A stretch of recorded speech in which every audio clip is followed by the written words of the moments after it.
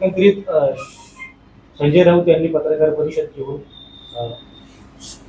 बंडखोर केलेल्या खासदारांना एक प्रकारे धमकी दिलेली आहे.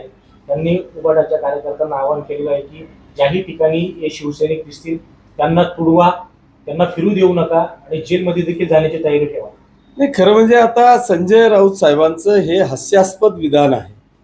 कारण आज या महाराष्ट्रामध्ये खरी शिवसेना ही एकनाथ शिंदे साहेबांजवळ आहे.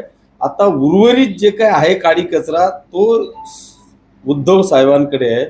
त्याच्यामुळे जे काही संजय राऊत साहेब सांगताय किंवा जिथे दिसतील त्या खासदारांना तुडवा, माझं संजय राऊत साहेबांना आव्हान आहे, तुमचा बाप आला तरी शिवसेनेच्या खासदारांना तुडवायची ताकद तुमच्यात आता राहिलेली नाही. ती ताकद आता आमच्याकडे आहे, एवढंच मला त्यांचं सांगणं आहे. काय सांगाल एकंदरीत आक्रमक वक्तव्य ते करताय?